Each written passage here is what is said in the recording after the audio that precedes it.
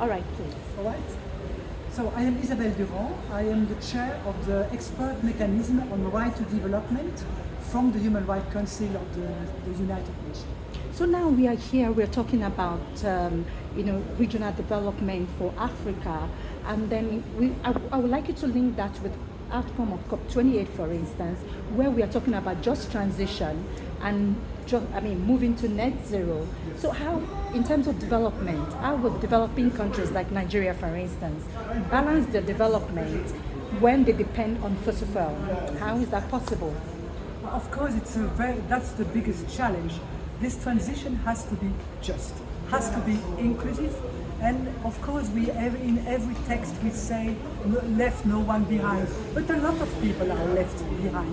So it's true that the just transition means that if you do something on the carbon market, on climate issues, it has to be something which is profitable for the most vulnerable, first of all, for the women and girls, which are those who are paying a very, very, very huge price to the climate change.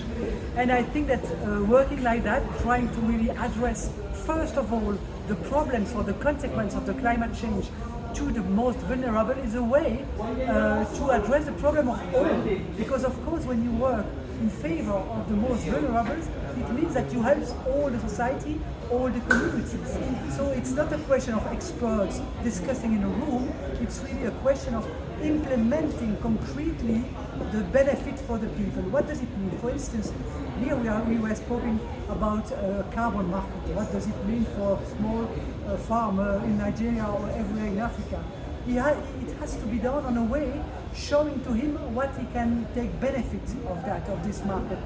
How he can, for instance, have a benefit in carbon credits in order to develop his activities or to transmit to young people, because we know that a lot of farmers are becoming old and that the young generation is not very interesting to, because it's a very poor job. So working like that, it's a way to really build a just transition. But then, talking here, for instance, the carbon market, the farmers are not here. Even the young people are not really here. Most times it's the policy makers, the people at the grassroots don't really come to the table. How can we get them involved so that it is inclusive and they're not left behind? Of course, in this conference it's not exactly the place to, but what is important on the ground is that there is a permanent consultation, and not only consultation, a real participation of those farmers, small-scale farmers, population involved in this issue, and especially indigenous people, because when you speak about, for instance, forest, what do you do with the forest? Do you protect the forest without giving any benefit for the farmer, or do you avoid that it could be cut, that the trees could be cut, but not just to build a carbon market? How can you explain that to the small farmer? So the small farmer has to be involved, participate to, contribute to, and benefit from. And that's exactly the definition of right to development. And then security is also impeding development as well.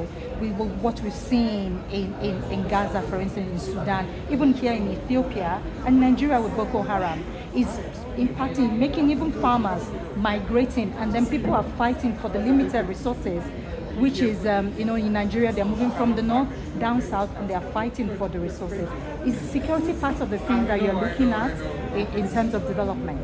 Yes, for sure. The situation of each country, of each region of the world is different, and it's true that where there are conflict or problems, and specific conflict are also conflict with worldwide consequences. For instance, Ukraine. Of course, it's in Europe. Nevertheless, the question of energy price and inflation is for everybody. No really involved in that, even in Africa.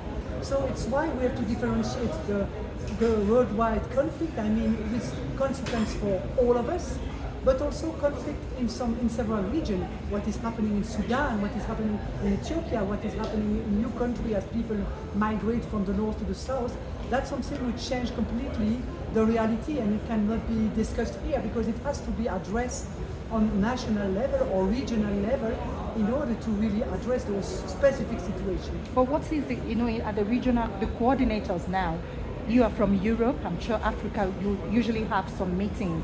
What is the conversation about at this point in time to solve the migration problem? Europe is having, and even America is having. No, it's true. That's a difficult issue because it's true that the European Union are not always proud of the decision which were taken. Of course, it's done. So I am a loyal person, so I respect the decision. But I think that the way that the European Union is really pushing for to Africa, the migrant, and asking to Tunisia, to Libya, which are countries where the situation for the migrant is very dangerous, I think that it's not correct, and it has to be normally a way that the people could be welcomed, and then you analyze the situation of each refugee. That's really the sense of the pact for migration, which was decided 2 years ago.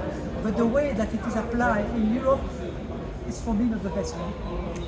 So, but can we get it right finally now, looking at all the situation and all the talks that you are having in this room, elsewhere in New York, in Geneva, all around? Can we get it right? Can we do the right thing by people such that we leave no one behind? Of course, I think that leave no one behind will be maybe so difficult, and it is difficult. And I don't will say that we will solve all the problem. But I think that the accent or the focus on the most vulnerable is really the way to address those people first of all, and then the others will follow.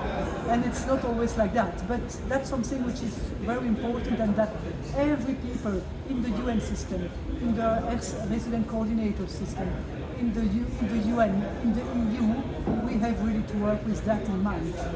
Thank you very much for your time. Nice talking to you.